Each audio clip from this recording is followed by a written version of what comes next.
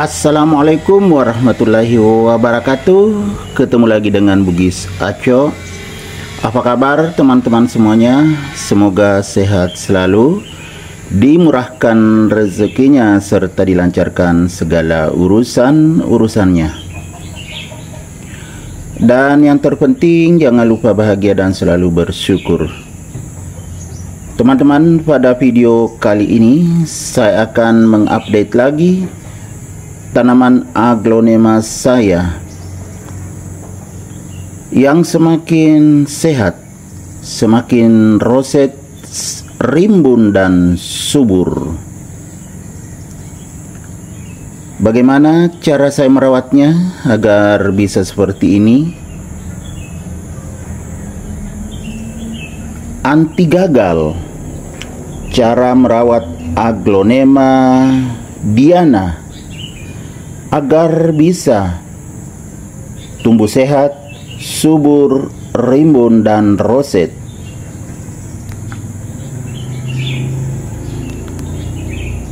Teman-teman, kita lihat kecantikannya dari bawah sampai ke atas, dan teman-teman bisa memperhatikan dengan baik,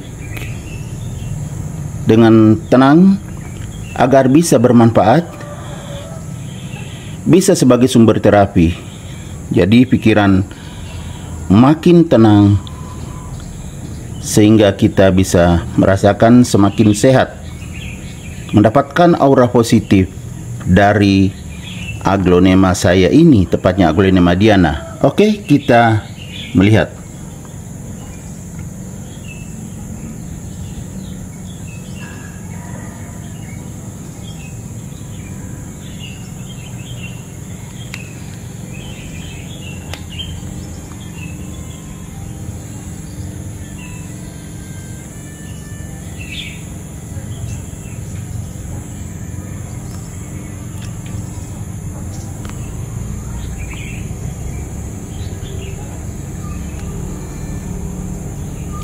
Sangat indah, teman-teman.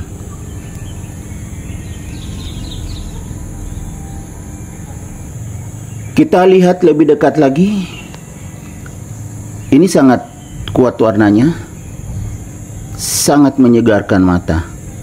Apalagi daun atasnya yang semakin sehat, semakin subur, semakin lebar dan agak bermangkok. Padahal aglonema Diana itu daunnya agak panjang. Seperti ini, daun bawah masih kecil, teman-teman.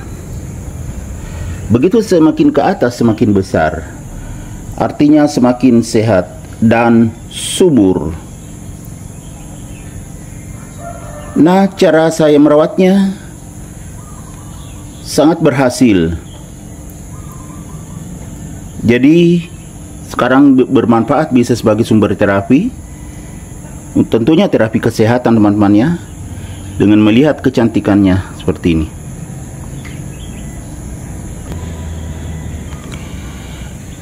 Bukti bahwa berhasil, daun bawah seperti ini. Ini asli Diana, daunnya agak memanjang, masih kecil-kecil dulu. Jadi pada umumnya aglonema Diana itu daunnya agak memanjang seperti ini. Ini daun bawah masih kecil, teman-teman ya. Semakin ke atas semakin besar sekali daunnya.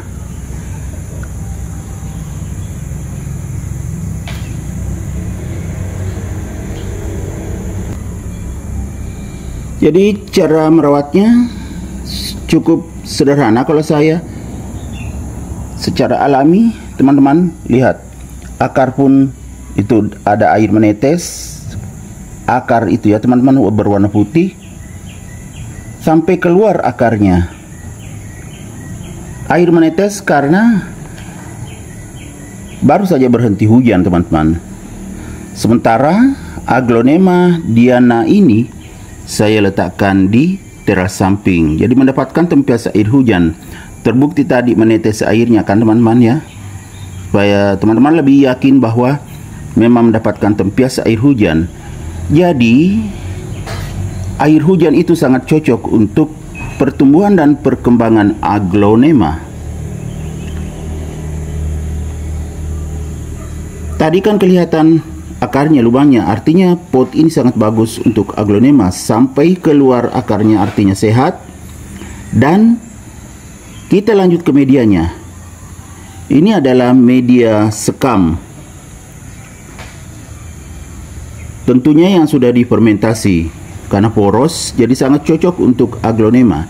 Jadi aglonema itu suka media yang poros dan juga lembab, tetapi tidak becek atau tidak tersimpan air di bagian bawah, tidak mengendap. Seperti saya tadi, saya angkat, itu menetes.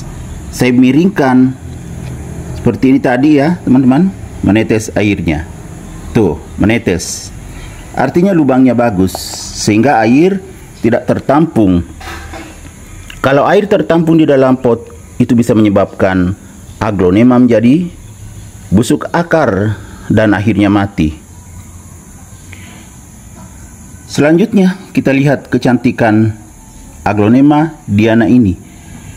Mulai dari batangnya berwarna putih, kemudian dekat daun atau batang daunnya itu merah teman-teman, merah seperti ini, merah. Berlanjut ke bawah daun sangat cantik. Jadi karakternya sangat kuat, seperti ini, bawah daun. Kemudian berbeda dengan atas daun. Kalau atas daun kita lihat yang ini juga, bawah daunnya tadi seperti ini ya teman-teman, atasnya seperti ini. Jadi memang sangat cantik. Kemudian batiknya juga sangat bagus teman-teman,